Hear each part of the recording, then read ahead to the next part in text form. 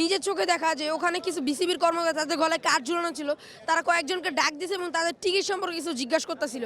তাই এখানে ধরাই যায়, অনুমানই করা যায় যে তাদের সাথে ব্ল্যাকারদের কিছু যোগাযোগ আছে। মিরপুরে অস্ট্রেলিয়ার মতো টিমরা পাত্তা পায় না। আজকে ম্যাচ নিয়ে আশা অনেক, যেহেতু মিরপুরে খেলা হইতেছে।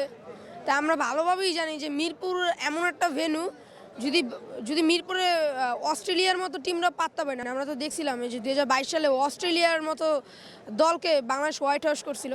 তো এবারও আশা মিরপুরে আমরা মানে আজকের ম্যাচও জিতবো, কারণ আমরা জানি মিরপুরের উইকেট সম্পর্ক কেমন। আর আজকের ম্যাচ নিয়ে আরও কিছু হতাশা আছে, যেমন অনলাইনে বলে টিকিট তারা ছাড়ছে, কিন্তু অনলাইনে আমরা যদি ঢুকি তাহলে সার্ভার ডাউন, অনেক কাহিনী।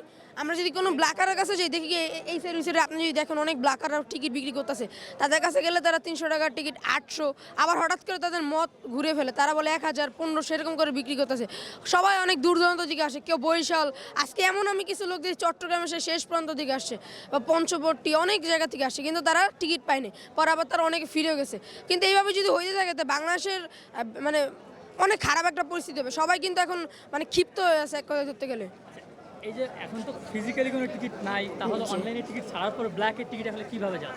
সেটা আমার নিজের মতামত, আমি যেটা বলি যে আমার মনে হয় যে বিসিবির কিছু কর্মকর্তাদের সাথেও তাদের কোনো যোগাযোগ আছে। যেমন আমি এখানে আমি নিজে, তাহলে এখানে আসলে কারা এর সাথে জড়িত আছে বলে মনে করেন? আমার মনে হয় বিসিবির কিছু যারা কর্মকর্তা, যারা মানে এখানে সেখানে থাকে, তাদেরই কিছু জড়িত আছে। আমি শুধু একটা জিনিসই চাই যে যদি বিসিবি একটা হটলাইনের ব্যবস্থা করে, ধরেন আমরা যদি দেখলাম যে কোনো ব্ল্যাকে টিকিট বিক্রি করতে, আমরা সেই হটলাইনে ফোন দিয়ে আমরা সেই আইনের ব্যবস্থা নিব।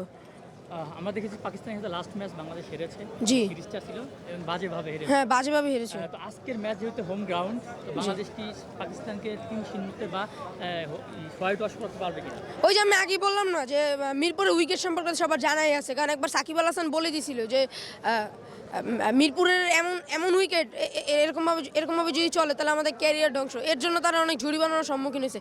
তামিম নিয়ে অনেক পরামর্শ বলছিল, কিন্তু তাকেও মানে তারও অনেক জরিমানার সম্মুখীন হয়েছিল। তো আজকের ম্যাচে কে সবচেয়ে বেশি ভালো করবে বলে? আজকের ম্যাচে যদি লিটন তো স্কোয়াডে থাকবি, তানজিদ তামিম থাকলেও আমার মনে হয় খুবই ভালো হয়। আর কয়েকজনে যদি ভালো করে, বোলিং লাইন যদি দেখতে চাই বা বলতে চাই, যেমন শেখ মাহাদি আছে, মেহেদী হাসান মিরাজ আছে, জি কাকে জি, দেখতে চাই?